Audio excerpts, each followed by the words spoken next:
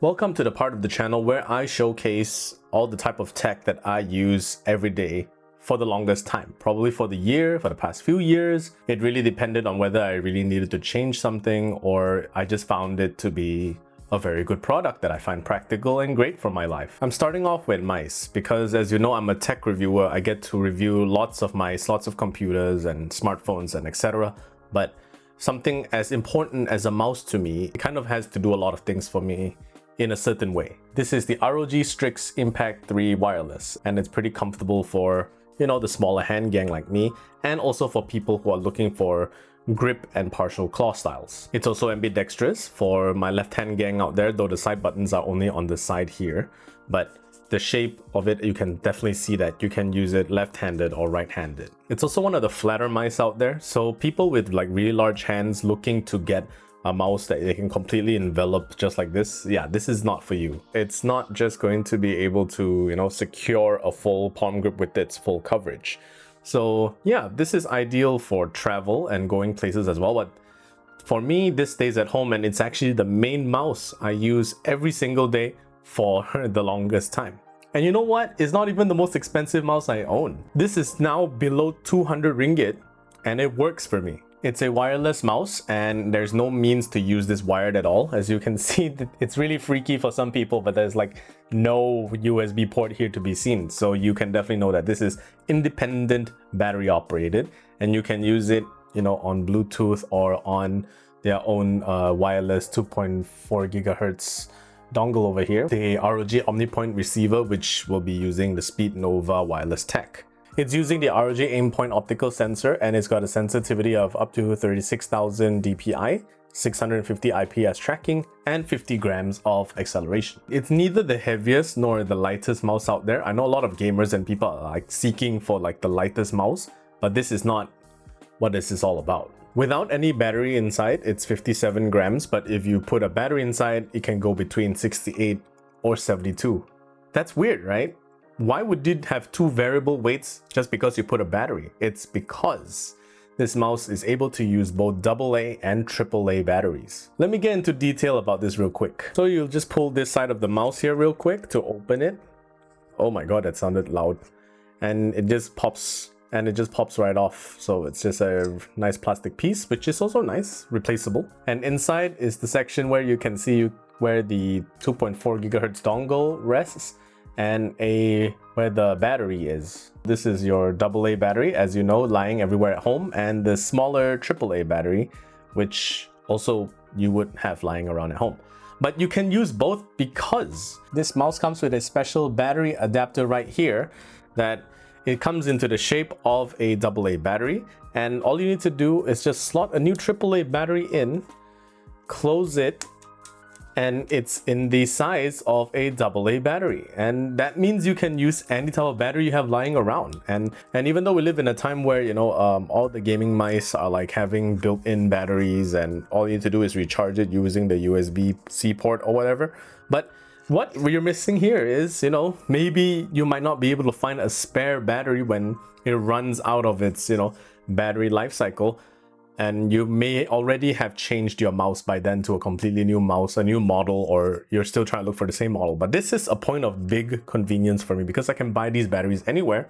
And if I really wanted to double down on my savings, I can just buy rechargeable batteries, which are common and not too expensive now for the time of today. And yes, the more important question is, do these two have different weights because of the adapter? The answer is yes. If you use the smaller AAA battery with the adapter, it's going to make the mouse 68 grams. And if you use a regular AA battery, it bumps it up to 72 grams, which, you know, is the heaviest, is at its heaviest. The fact of the matter is, perhaps I've grown too familiar with this gear, and I think that's a very valid point for people who are really into playing games competitively. It's more about your gear familiarity than just having the best specs. Some people swear by older mice.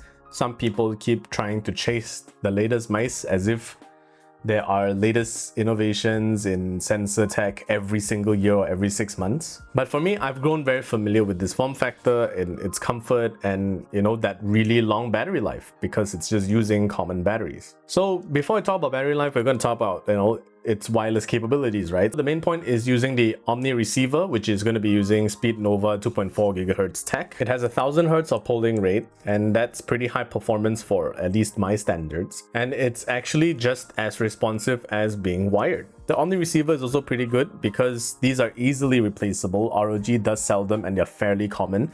And the highlight is you can actually just use this one receiver to connect up to 2 different ROG compatible peripherals, which also use SpeedNova tech. So if you have an ROG ASUS lying around and you just want to use one USB port to connect to both, you can definitely do it here. The clicking is also very, very fast because it's a mechanical button tension system and there's perpetually almost no gaps in between. So you are definitely clicking with near zero latency.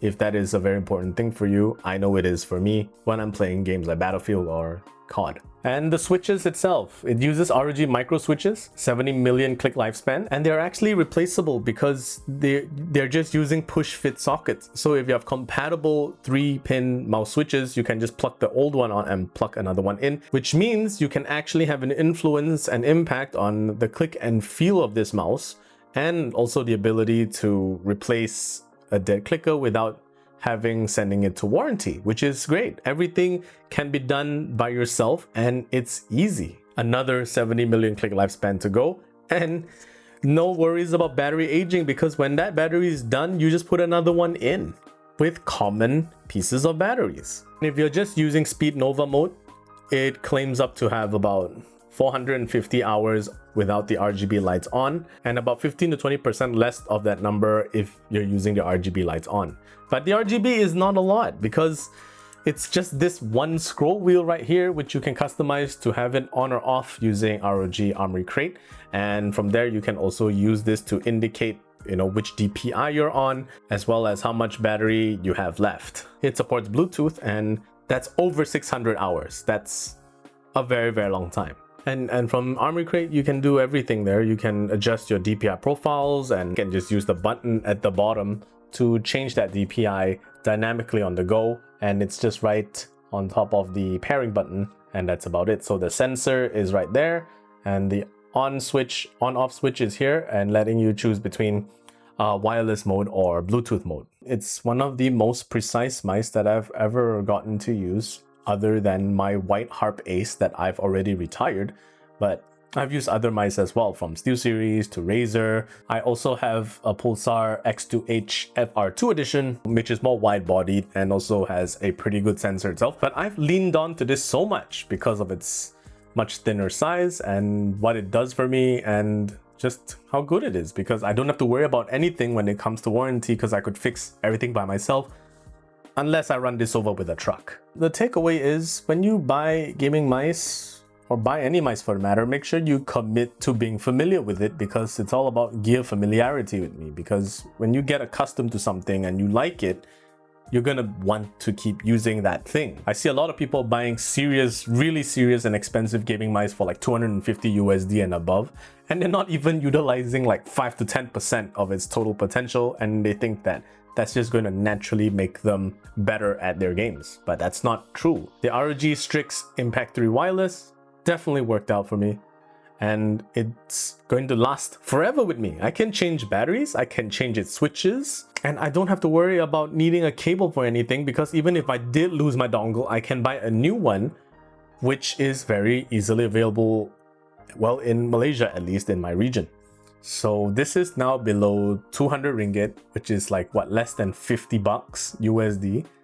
How is this not a great deal? How is this not a great product? How can it not be a mouse that I use for a very, very long time because of how reliable it is and how precise it is when it comes to gaming and doing my work?